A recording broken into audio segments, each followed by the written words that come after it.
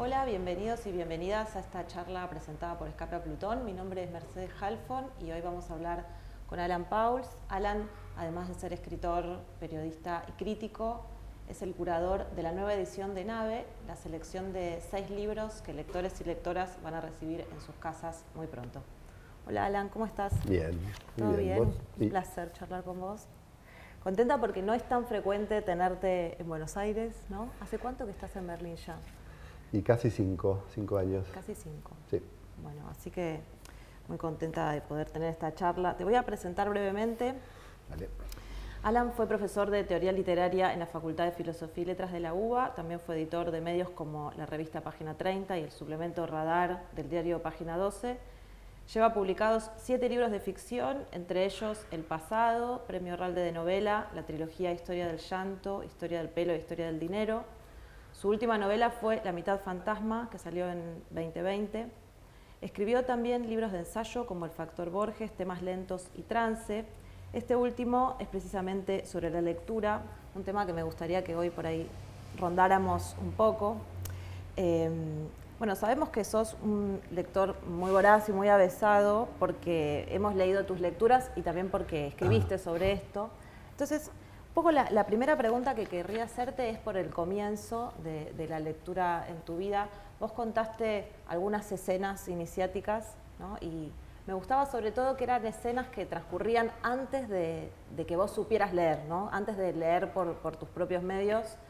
Entonces, bueno, si querías contarnos eso, ¿no? Como este comienzo, si había libros en tu casa, cómo comenzó todo esto. Sí, había libros en mi casa, no muchos y tampoco era una biblioteca muy sistemática, pero era una biblioteca de una familia de clase media informada, digamos, en Buenos Aires en los años 60. O sea que ahí había cosas muy buenas, o que por lo menos para mí fueron muy buenas, no sé. Ahí leí el primer Puig, por ejemplo, ahí leí Cortázar. Había cosas, había perlitas incluso que no sé si mi madre y su marido, que eran los dueños de esa biblioteca, los que la formaban, sabían que tenían. Pero sí, la lectura es algo como, me parece que es algo, es una de esas cosas que se descubren incluso cuando uno no está capacitado para emprenderlas, ¿no? Como hay siempre algo medio prematuro en la lectura, me parece. En el sentido de que me parece que a mí lo primero que me interesó de la lectura fue la escena de alguien cuyo cuerpo estaba completamente como organizado alrededor de un objeto muy pequeño que era el libro, ¿no? Como ver a una persona leer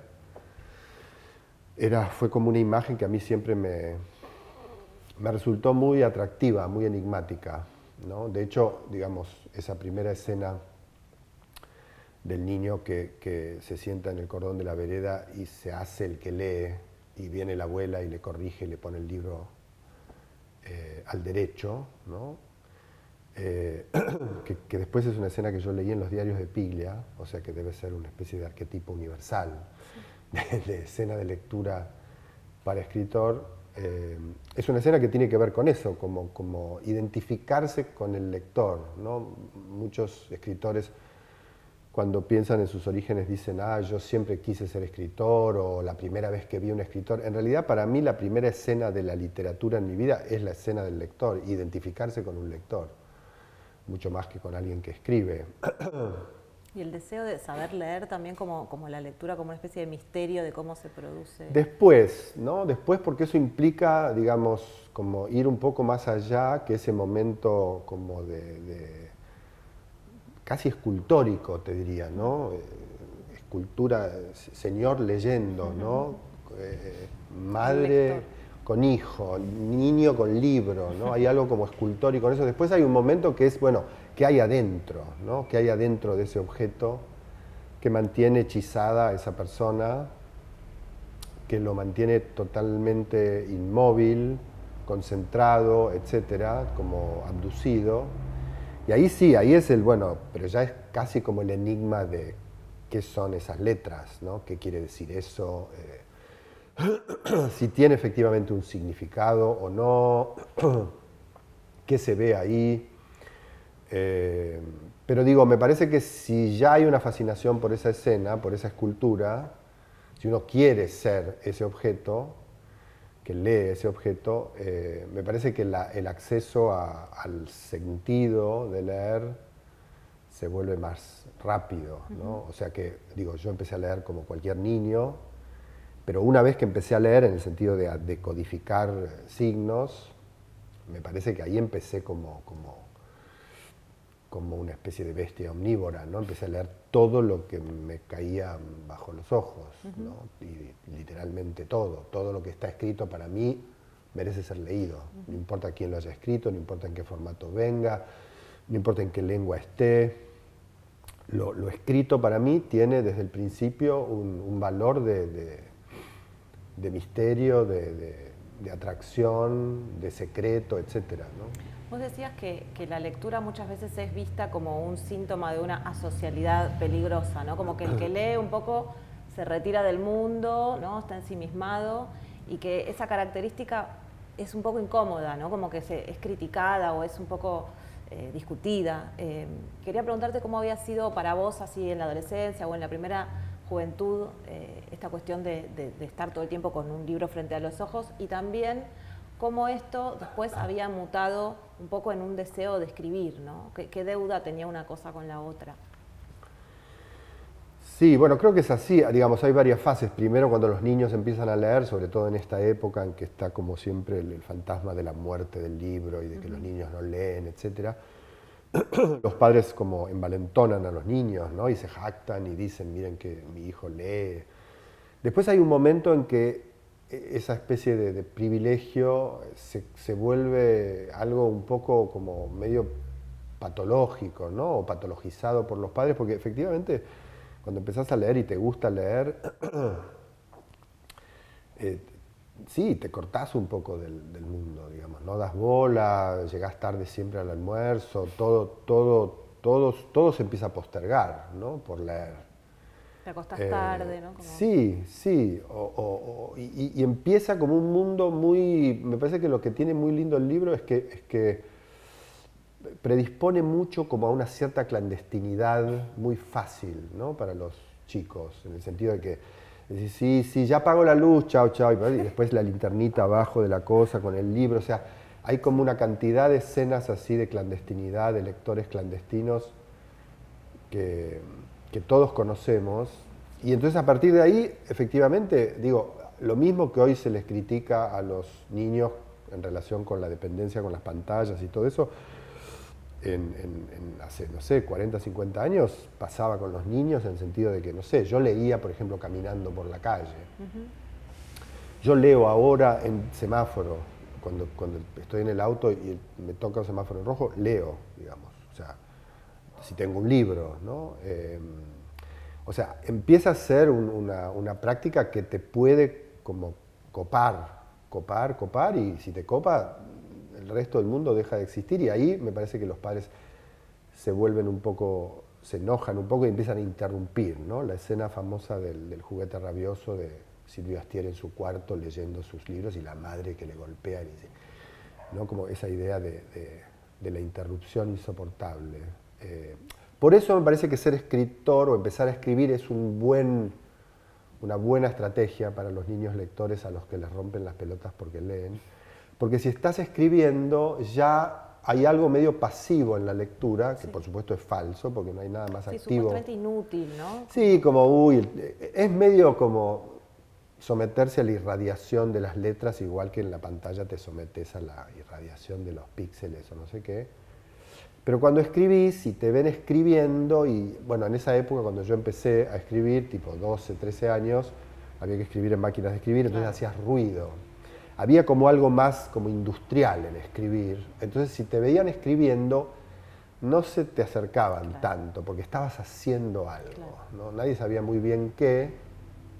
Por ahí estabas escribiendo como Jack Nicholson en El Resplandor, ¿viste? Como llenando páginas con la misma frase, pero ahí ya no se metían tanto. Y un poco, o sea, el paso de la lectura a la escritura, para mí fue un poco así, en el sentido de cómo mantener esa especie de inmunidad que te da la lectura, ¿no? De inmunidad respecto de un mundo que trata como de imponerte leyes, reglas, protocolos, disciplinas, sí. ¿no? Y responsabilidades. sí, me parece que en ese sentido, digamos, la primera inmunidad, el primer mundo inmune es la lectura, y después escribir puede ser también el otro. Por supuesto, cada uno de esos mundos, leer y escribir, son también mundos peligrosos, ¿no? En el sentido de que lo que ganás de inmunidad respecto de tus padres y la escuela o la ley, lo perdés en otro sentido, ¿no? En el sentido de que hay virus en la lectura, hay peligros en la escritura, hay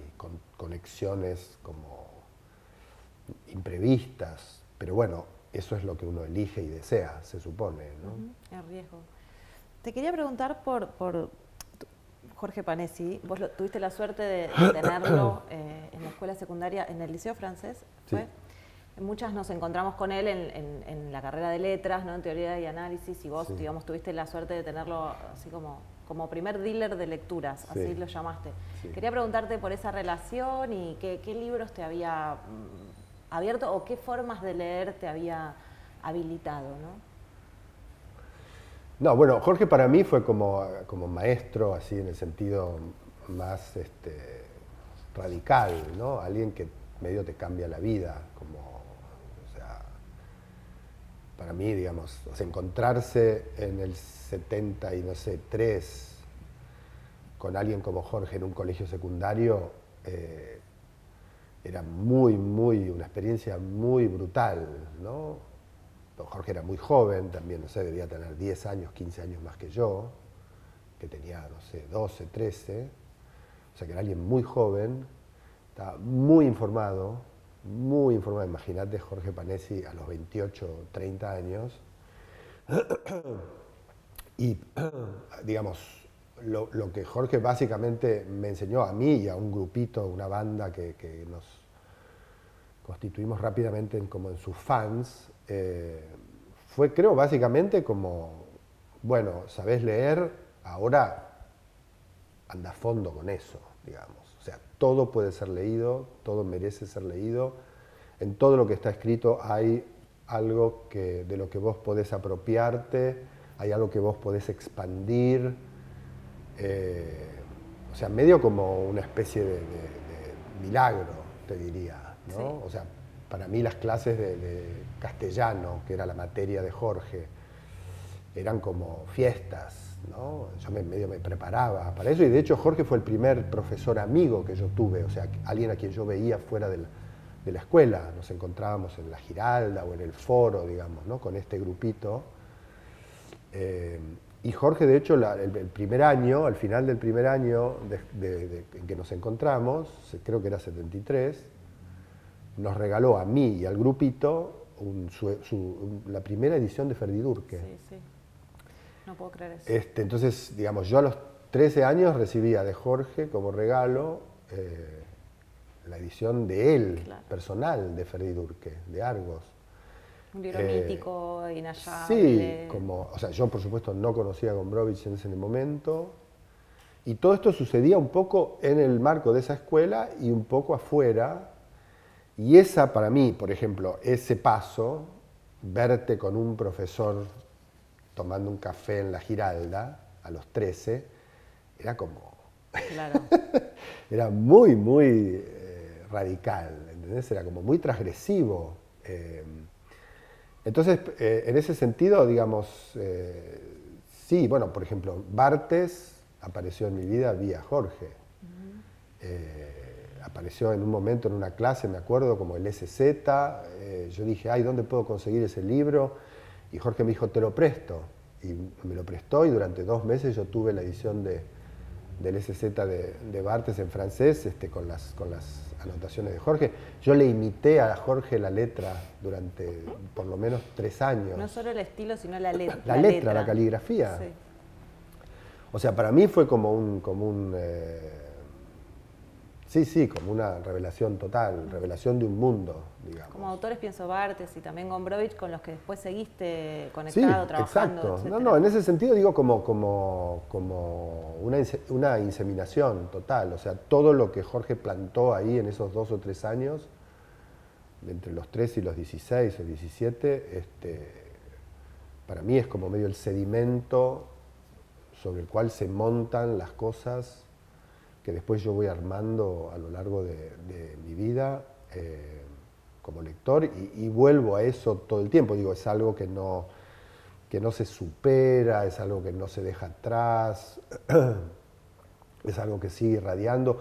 Y para mí, digamos, por ejemplo, la figura del profesor, ¿no? Del que enseña, todos mis grandes profesores, de algún modo, siempre tienen que sufrir la comparación con la figura y la performance de Jorge a los 30 años siendo profesor para nosotros en el Liceo Franco Argentino, en el sentido que también qué es un profesor, cómo se mueve, cómo habla, cómo argumenta, cómo relata, cómo se enoja, porque no muchos le daban bola en ese momento. También había ahí algo como muy lindo que era como una especie de complicidad, ¿no? Que es, das clase y de los 40 que están ahí, vos sabés que hay 5 que te escuchan y que te escuchan con deseo, y medio seguís dando la clase como en un estilo social, pero el deseo va en esa dirección, y para mí esa complicidad, digamos, en la enseñanza fue vital también, incluso cuando yo di clase,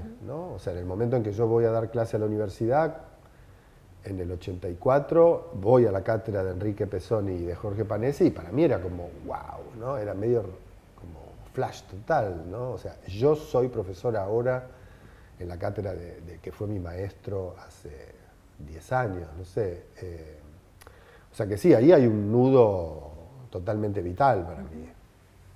Te quería preguntar justamente, ¿no? Como diste clases ahí de teoría literaria y después cuando empezaste a publicar, fuiste como alternando entre narrativa, ¿no? Textos, novelas, nouvelles y ensayo, ¿no? O textos críticos. Entonces, bueno, hay muchos escritores igual que trabajan en esta forma anfibia, pero siento que en vos la parte teórica es muy fuerte, que se despliega también en tu actividad en el periodismo cultural. Entonces quería preguntarte cómo funcionaba para vos esa cabeza crítica cuando escribís narrativa y viceversa, ¿no? Como si hay una tensión, si hay, digamos, una complicidad.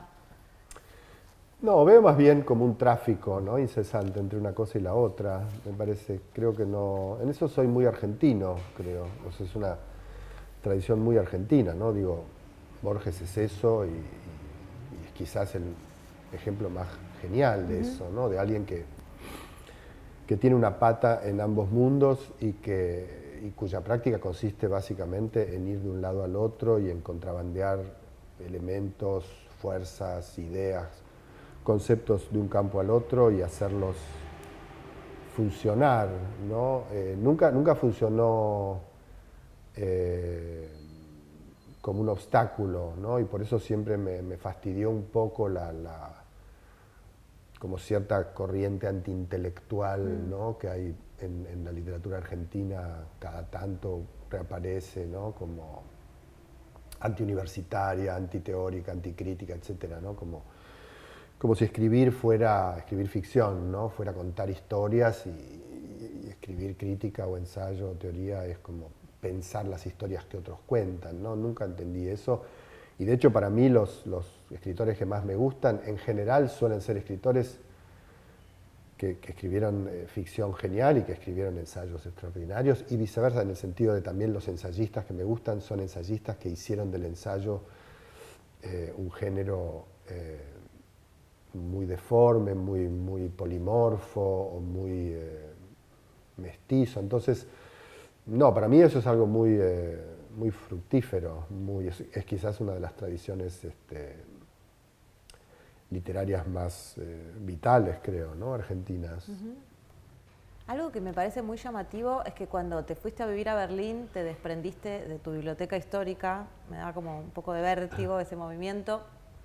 Preguntarte, más allá de lo logístico, cómo había sido ese desprendimiento y cómo habías empezado a armar tu biblioteca allá. ¿Qué características tiene? Como si es tipo un nuevo amor que desconoce tu pasado. No, bueno, o sea, en realidad no me desprendí de la biblioteca original porque la dejé en la casa en la que yo había vivido acá en Buenos Aires hasta el momento de irme. Y en esa casa quedó en ese momento mi hija, que para mí era como casi como cederle la biblioteca a ella y me parecía que era la destinataria ideal. Entonces me pareció que la biblioteca estaba en buenas manos y que iba a ser cuidada y todo eso. Después hubo que dejar esa casa. Y también es cierto que yo no pensaba originalmente quedarme a vivir en Berlín. O sea que eso fue muy ese tipo de decisiones que se toman una vez que estás afuera, que siempre va pasando, pero nunca estás tomando realmente la decisión. Entonces fue un proceso gradual y bueno, después hubo que dejar esa casa en Buenos Aires y finalmente la biblioteca está en un guardamuebles. O sea, no se perdió. Está esperando. Sí, está como en un estado de latencia, Mm. que también es una buena situación. O sea, vos no podés ahora cuando venís de viaje ir a buscar algo. Podría, pero implicaría ese trabajo que implica, una vez que embalaste una biblioteca, después localizar, porque no fue un embalaje así súper profesional, catalogado, etcétera, no. Pero me parece que durante esos 4, casi 5 años en Berlín, fui como cambiando de posición en relación con la necesidad de tener mi biblioteca alrededor para escribir y pensar y leer, etcétera. Yo primero pensé, bueno, voy a estar un año en Berlín, después vuelvo y todo sigue igual. Y después de estar un año en Berlín, escribí la novela, La mitad fantasma y todo eso, y empecé a comprar libros en Berlín. Después cuando seguí quedándome en Berlín, efectivamente se empezó a armar una pequeña biblioteca que no tiene mucha lógica. Es como la biblioteca de alguien que en un punto tiró la chancleta, en el sentido de que me parece que la biblioteca original estaba un poco regida por un reglamento, ¿no? Que era muy el reglamento de mi formación, ¿no? Y los libros de consulta, los clásicos, exacto, ¿no? y como una cosa muy, como casi podías hacer una especie de lectura biológica de mi biblioteca, ¿no? Porque de hecho en mi biblioteca original estaban los libros que yo compré cuando tenía, no sé, 12 en la librería Böhm en Villa Gesell, ¿no? Mis primeros Cortázar, por ejemplo. Entonces podías hacer como una especie de biografía a partir de los libros. Y me gustó mucho la idea de que a partir de Berlín, de repente, si uno entraba a la biblioteca de Berlín, no se entendía mucho la edad de esta persona que compra estos libros, ¿no? ¿Qué clase? Tiene algo más ecléctico, más libre, más random en un punto, más como disparos totalmente equivocados, ¿entendés? Como, ahora me voy a meter con esto, 3 libros, medio libro leído, todos los demás. No. Como también por ahí es la biblioteca de alguien que está más perdido, más desconcertado, porque efectivamente vivir en Berlín es una experiencia un poco desconcertante, incluso para mí, que quería ir ahí. Y también hay como un cierto desconcierto de la edad, ¿no? De cierta edad en la que uno entra, a partir de cierta edad. Y del idioma pienso, ¿no? Como en qué lees allá. Bueno, conseguís todo lo que quieras sí. en español, porque o lo conseguís en las librerías en español que hay en Berlín, que son buenas, o los conseguís vía los granujas que ya conocemos. Sí. Y después leo mucho en francés, como siempre leí, y leo en inglés. Entonces, en un punto puedo conseguir cualquier libro que quiera, pero los libros que consigo o que compro son libros medio idiosincráticos, pero no sé muy bien a qué responden, te diría, ¿no? Sé que la Biblioteca de Berlín tiene muchas mujeres, que eso es algo, o sea, había muchas mujeres en la Biblioteca de Buenos Aires, pero me parece que a partir de Berlín, sobre todo hay como una especie de corriente con la que me entusiasmé mucho, que son como escritoras inglesas de entre los 30 y los 50, medio esas escritoras inglesas de segundo orden, eclipsadas por Virginia Woolf, Claro.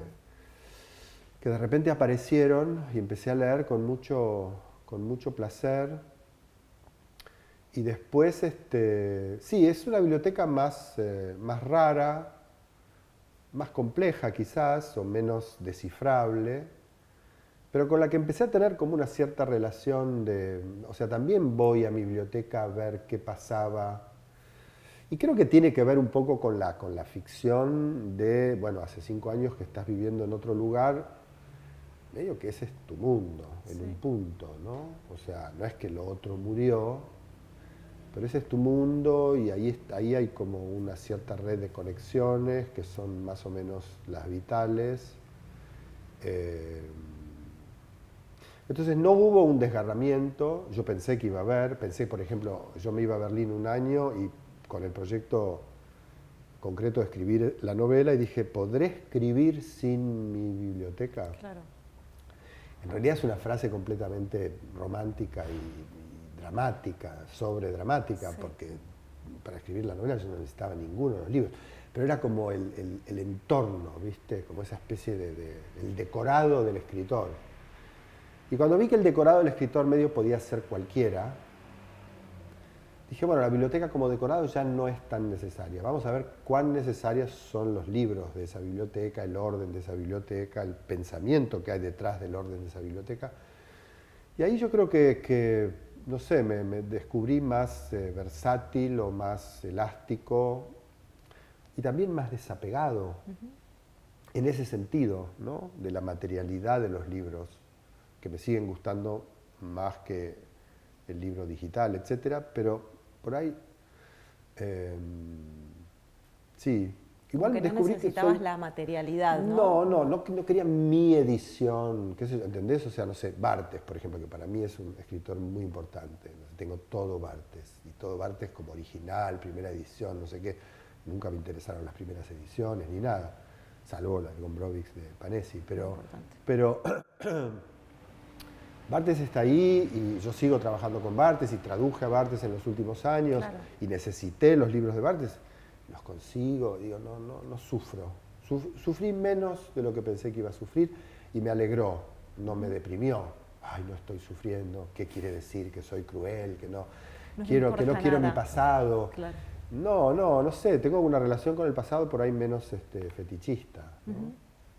Al final la mitad fantasma era la biblioteca que había Sí, quedado en puede Buenos ser, Aires. sí, es una buena lectura, sí. No, pensaba que por ahí, digo, bueno, volviendo a trance, hay una cosa que decís ahí en un momento que me gustó mucho, que es que la facultad de leer, o sí, digamos, no solamente se aplica a los libros, ¿no? Pienso quizás ahora estás leyendo otras cosas en una ciudad nueva.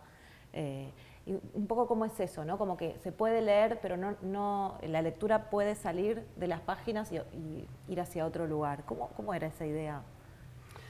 Sí, bueno, para mí bueno, pensaba por ejemplo en María Moreno, ¿no? Que es una de las escritoras que están en la curaduría con su último libro. Bueno, para mí María Moreno es una genia de la lectura en ese sentido, en el sentido que es alguien no solo que lee muy bien, ¿no? Con una perspicacia y una profundidad y una lucidez extraordinaria en lo que las demás escriben, sino también lee genial, no sé, la ropa, lee genial los gestos, Sí. lee genial las maneras de hablar. Es alguien que despliega la potencia de la lectura en una cantidad de niveles y de campos y de zonas de la experiencia. Y para mí eso es leer, ¿no? Por eso, digamos, la cantinela de los niños no leen, los niños no leen, los niños no leen. Yo digo, bueno, quéjense realmente de lo que se tienen que quejar. Los niños no leen libros, pero por ahí los niños leen otras cosas. O sea, lo importante es que lean. El problema es cuando ya no lean nada, no lean la cara de odio que tenés cuando les decís, che, dejá de leer y vení a comer, ¿no?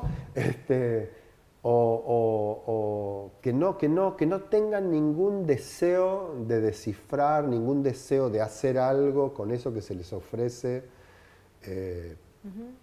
Y hacer algo quiere decir cambiarlo, o apropiárselo, o conectarlo con otra cosa. O sea, para mí leer son todas esas operaciones que se pueden aplicar en objetos escritos o en otros tipos de objetos, ¿no?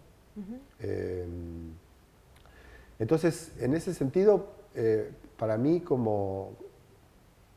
soy escritor y creo que en general los escritores son buenos lectores en ese sentido, ¿no?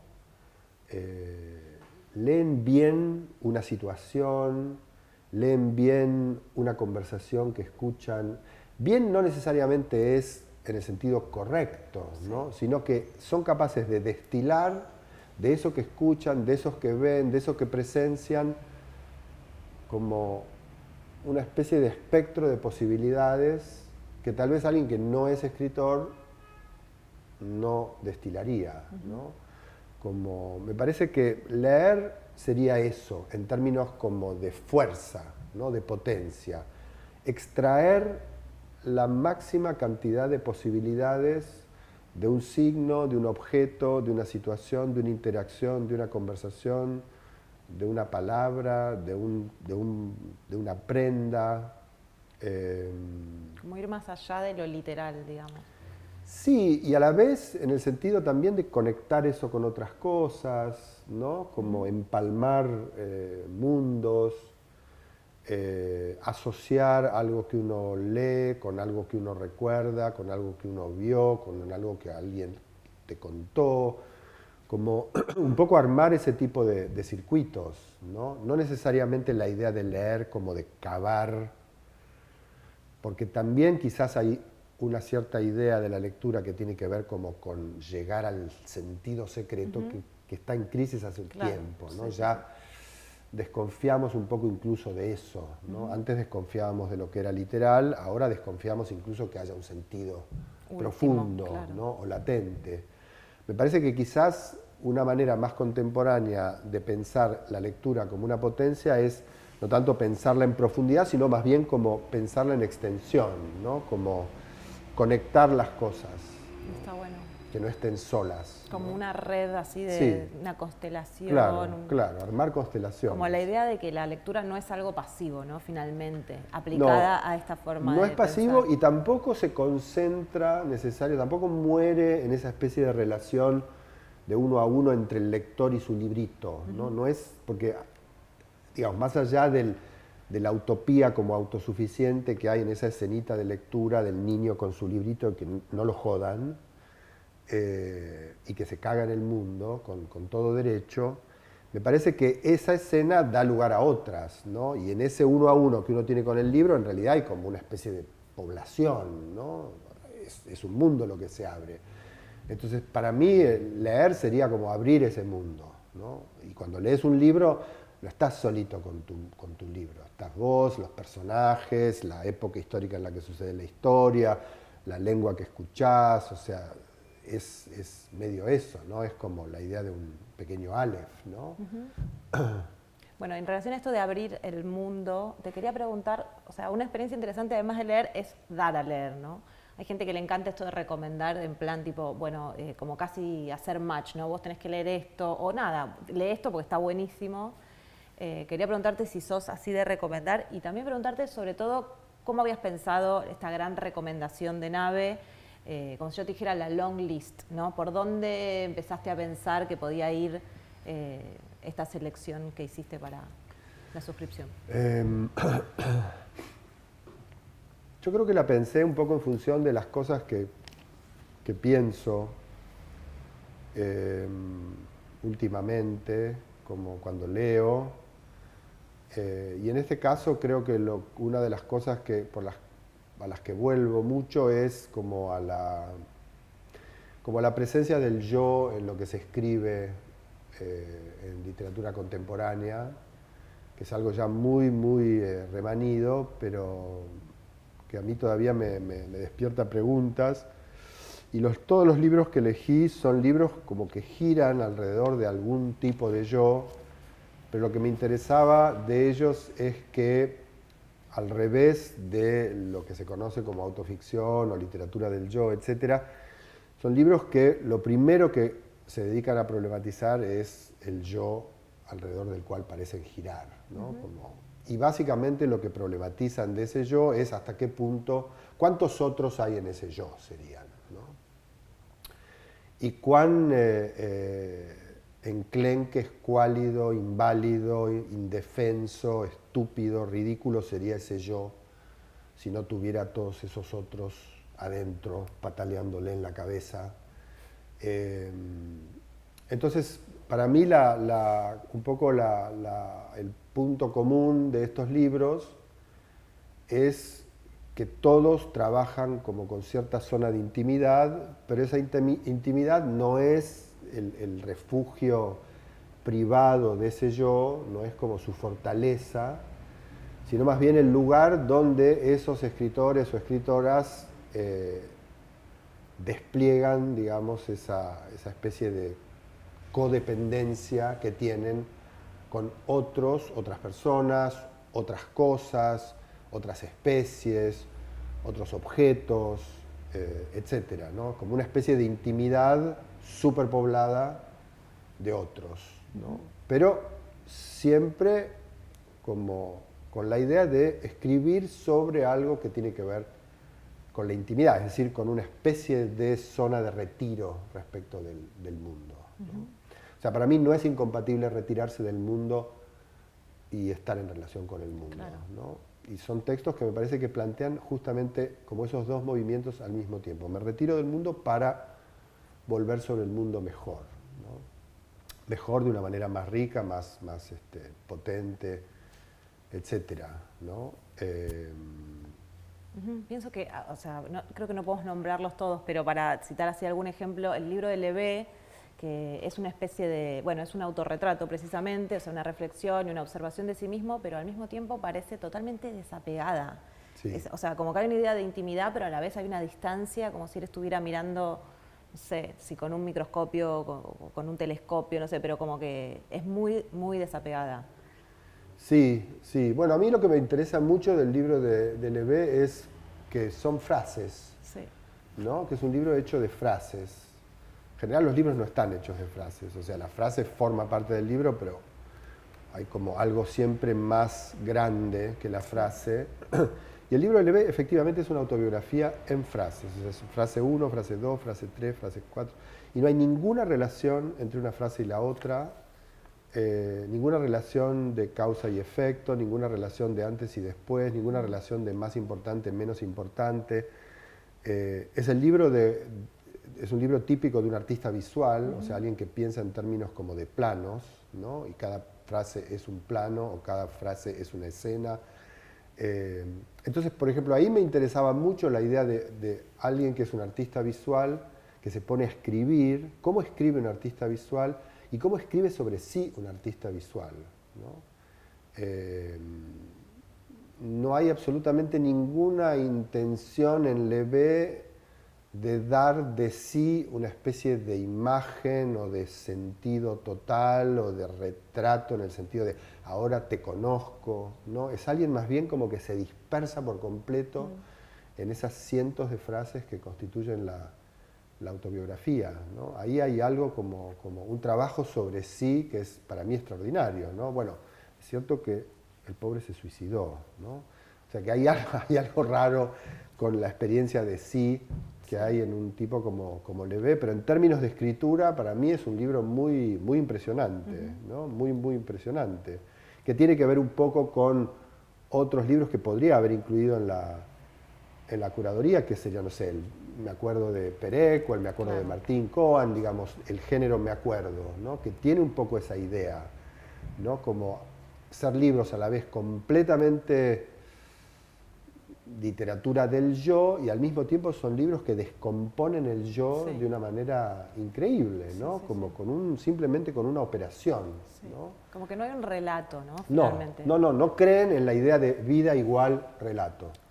Cortan con esa idea, ¿no? Y cortan con esa idea de una manera muy, muy productiva, ¿no? Porque efectivamente, ¿por qué una vida tendría que tener una estructura de relato? no necesariamente puede tener una estructura de mosaico, puede tener una estructura de red, es una ideología, ¿no? Pensar que, y es una ideología yo creo biologista, ¿no? La idea como de que la vida, como el relato, tiene un principio, un medio y un fin. Esa es una idea chota del relato, chota de la vida, o, digamos, o sea, por supuesto hay gente que hizo cosas extraordinarias con esa idea, pero es una idea en términos que medio que se impone como obvia. Toda vida es un cuentito, pero no necesariamente es un cuentito, puede ser otra cosa. Pensaba en esto de la intimidad, pero desde otro lugar, con el libro de Alberto Giordano, que es una especie de crónica de una amistad intelectual, ¿no? En la que hay, por un lado, un montón de cariño, pero por otro lado, como una especie de distancia de la admiración, ¿no? ¿Cómo apareció ese libro para la selección?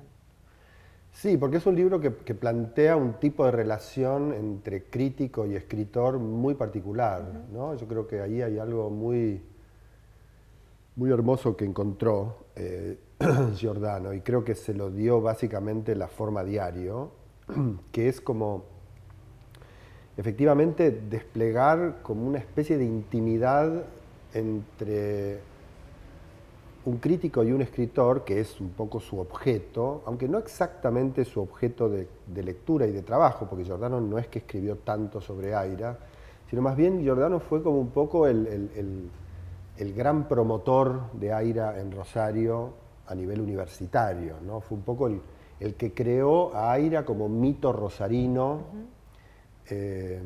Entonces, la posición de Giordano en el diario es una posición muy múltiple, muy inestable, que va siempre entre la posición del fan, pero del fan así a un nivel como casi vergonzoso, ¿no? Como de groupie, a una posición de admiración, digamos, más sofisticada, ¿no? Pasando por una posición efectivamente muy frágil, pero muy intensa, que es la posición de la amistad, ¿no? Entonces hay algo de esas relaciones que el yo de Giordano en el diario tiene con Aira, que no se llevan del todo bien, ¿no? O sea, es un libro que tendría que ser muy conflictivo y sin embargo no lo es para nada. Entonces, para mí el libro de Giordano es que creo que entiendo que es como una parte de un experimento más general que Giordano tiene con la forma diario y también con la relación entre la literatura y la vida, y también con la relación entre, digamos, su yo de lector o de crítico y los objetos que siempre le interesaron. Me parece que el texto de Giordano tiene algo como de descubrimiento de la intimidad de la relación entre un crítico y su escritor admirado, ¿no?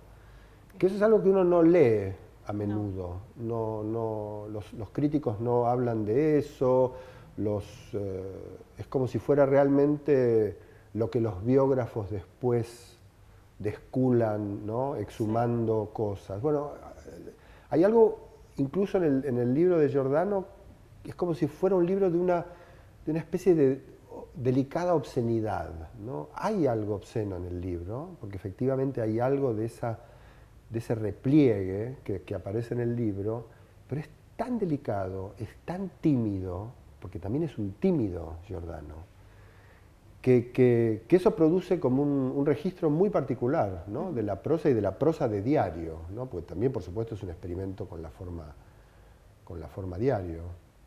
Hay una escena que es muy graciosa que Aira tiene a Upa, a la hijita de Giordano, que es bebé, y Aira está como exultante, entonces como que le sacan a la bebé, pero después él cuenta eso y al mismo tiempo dice, pensar que estuvo a Upa de Aira, mi hija, entonces se lo cuenta y la hija no le da importancia, pero digo, como ahí aparecen todas las facetas, ¿no? Como la fascinación de que esté a Upa de su escritor favorito, al mismo tiempo el miedo, ¿no? Y después el relato de eso. Entonces me parece como que ahí se ven un poco. Bueno, eso es algo muy de Aira, ¿no? Estar con un escritor, con otro escritor que lo admira o que es amigo, y interesarse mucho más por el hijo del otro que por el otro, ¿no? Me parece que eso es algo muy que Fonville tenía también un poco, o Arturo Carrera también tenía. Sí. Total. ¿Y cómo es esto de las recomendaciones en general? ¿Te gusta recomendar libros? O sea, cuando te llegó el llamado te dijiste, listo, esto es algo que me gusta hacer. Me gusta recomendar a gente que no conozco. En el sentido que es como medio como tirar botellas así al mar y que alguien las recoja y que esas botellitas tengan un cierto orden, un cierto mapa interno, pero sobre todo me parece que me siento capaz porque no conozco a los destinatarios de las recomendaciones. Me resulta más complejo recomendar a personas que conozco, porque apenas me dicen, che, ¿qué te parece que podría leer? Me interesa mucho qué es lo que les interesa de la lectura o de leer. Y una vez que empiezo a enterarme de qué es lo que les interesa, me interesa tanto eso que ya no sé qué decir. ¿Qué regalarle? Ya no sé qué, o sea, soy como el antilibrero en un punto, ¿no? Porque uno va a una librería, a una buena librería, donde hay libreros como que saben lo que venden, y que les interesa la literatura, y decís, bueno, necesito un libro para un niño de 14, que no sé qué, que le gusta Star Wars, pero también le gusta Minecraft y no sé qué, y saben exactamente cómo ¿no? El bulón para esa tuerca, ¿no? Y en cambio, cuando yo le pregunto a alguien, o sea, incluso amigos, ¿no? Bueno, pero ¿qué te gusta leer? ¿O qué te interesa? ¿O te gustó tal cosa? No sé qué. Me empieza a interesar la relación que tienen con los libros. Y es una relación siempre compleja, ¿no? Entonces, esa complejidad me da la impresión de que yo no tengo algo, no tengo una pastilla para eso. No. Y en general, no en general, digo, no creo ser un mal recomendador de libros, porque tengo sentido común, etcétera, pero no me parece que den el blanco. Espero equivocarme. Pero no, este es un caso de recomendación a desconocidos. Espero que no reciban quejas. No. Esto es un bochorno. No, yo sé que son libros muy hermosos, por lo menos los que yo leí. Pero sí, pero después me parece que hay muchas. Me parece que la recomendación siempre funciona también como un malentendido. Creo que hay que estar dispuesto a pisar el palito, claro. Creo, ¿no? Porque también para mí, los libros que me fueron ofrecidos alguna vez, por ejemplo por Panesi o por ejemplo por maestros, no todos la pegaron, ¿no? No todos. Por ejemplo, con Brovis, cuando yo leí Ferdinand por primera vez, dije, o sea, no entré para nada en el libro, ¿no? O sea, por suerte... igual esa primera bueno, pero está bien, pero Panesi iba con los tapones de punta, o sea, me parece que así hay que ser, radical, ¿no?